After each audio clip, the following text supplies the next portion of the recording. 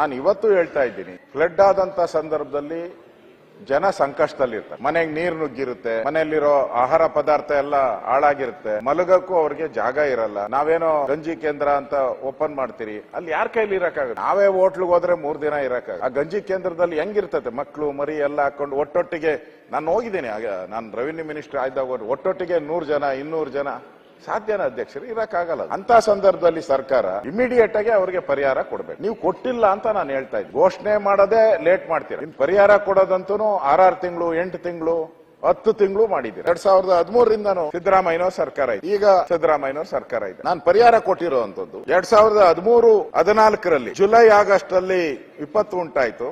9 ತಿಂಗಳಾದ್ಮೇಲೆ ಪರಿಹಾರ ಕೊಟ್ಟಿದೆ. 2014-15ರಲ್ಲಿ ಮುಂಗಾರು ಬರ, ಜುಲೈ ಆಗಸ್ಟ್ ಅಲ್ಲಿ ಅನಾಹುತ ಆಯ್ತು, ಅದನ್ನ 8 ತಿಂಗಳು ಬಿಟ್ಟು ಕೊಟ್ಟಿದ್ದಾರೆ. 2015-16ರಲ್ಲಿ ಮುಂಗಾರು ಬರ, ಅದು 7 ತಿಂಗಳು ಬಿಟ್ಟು ಕೊಟ್ಟಿದ್ದಾರೆ. ಅಧ್ಯಕ್ಷರು ನಮ್ಮನ್ನು ಕೇಳ್ಬೋದು, ನೀವು ಸರ್ಕಾರ ಮಾಡಿದ್ರಿ, ನಾವು 3.5 ವರ್ಷ 4 ವರ್ಷ ಸರ್ಕಾರ ಮಾಡಿದ್ರಿ. ಕುಮಾರಸ್ವಾಮಿ ಅವ್ರ ಸರ್ಕಾರ ಆದ್ಮೇಲೆ ನಾವು ಮಾಡಿ ಈಗ ತಂದಿರೋ ದಾಖಲೆ ಇಷ್ಟು. ನಾವು ಕೊಡ್ಬೇಕಾದ್ರೆ ನೀವು ಇನ್ನು ಪರಿಹಾರನೇ ಕೊಡಕ್ಕೆ ಒದ್ದಾಡ್ತಾ ಇದ್ದೀರಲ್ಲ. ಹಳೆ ಹಾನಿ ಆದಾಗ ನಮ್ಮಲ್ಲಿ 5 ಲಕ್ಷ ರೂಪಾಯಿ ಕೊಡ್ತಾ ಇದ್ದೀವಿ. ಕೇಂದ್ರದ NDRF ರೂಲ್ಸ್ ಏನಿದೆ ಅದು 95,000 ಇದೆ.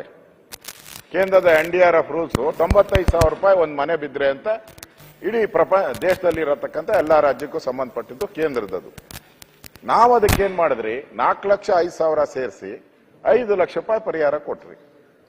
ನೀವ್ಯಾಕೆ ಕೊಡಕ್ಕಾಗಿಲ್ಲ? ನಾವು ರೈತರ ಪರವ. ಈಗ ಪ್ರವಾಹ ಆಗಿರೋದೆಲ್ಲ ಉತ್ತರ ಕರ್ನಾಟಕನೇ ಜಾಸ್ತಿ, 90% ಅಲ್ಲೇ ಆಗಿರೋದು. ಬೀದರ್ ಇರ್ಬೋದು, ಗುಲ್ಬರ್ಗ ಇರ್ಬೋದು, ಬೆಳಗಾವಿ ಇರ್ಬೋದು, ಬಾಗಲಕೋಟೆ ಇರ್ಬೋದು, ಬಿಜಾಪುರ ಇರ್ಬೋದು, ಆಗಿರೋದೆಲ್ಲ ಅಲ್ಲೇ. ನೀವು ಮನೆಗಳಿಗೆ ಪರಿಹಾರ ಕೊಡ್ತಾ ಇಲ್ಲ. ನೀವು ಕೇಂದ್ರ ಸರ್ಕಾರ ಏನ್ ನಿಗದಿ ಮಾಡಿದೆ ಅಷ್ಟು ಮಾತ್ರ ಕೊಡ್ತಾ ಇದ್ದೀರಾ. ನಿಮ್ ರಾಜ್ಯದ ಜವಾಬ್ದಾರಿ ಏನು? ಬಡವರ ಪರ ಉತ್ತರ ಕರ್ನಾಟಕ ನಾವು ಅವ್ರ ಪರವಾಗಿದ್ದೀರಿ, ಅವ್ರಿಗೋಸ್ಕರ ಜೀವನೇ ತ್ಯಾಗ ಮಾಡ್ಬಿಡ್ತೀನಿ ಅಂತ ಹೇಳ್ತಿರಲ್ಲ, ಇಲ್ಲಿ ಸ್ವಲ್ಪ ತ್ಯಾಗ ಮಾಡಿ ಕೊಡಿ ಪರಿಹಾರವನ್ನು. ಕೂಡಲೇ ಸರ್ಕಾರ ಇಮಿಡಿಯೇಟ್ ಆಗಿ ಈ ತರ ಯಾವ್ಯಾವ್ದು 10%, 20% ಈ ತರ ಕೊಟ್ಟಿದಲ್ಲ, ಮತ್ತೊಂದ್ಸರಿ ಸಮೀಕ್ಷೆ ಮಾಡಿ ನ್ಯಾಯ ಕೊಡಿ. ಅನ್ಯಾಯವಾಗಿ ಕೊಡಿ ಅಂತ ನಾನೇನ್ ಕೇಳಲ್ಲ.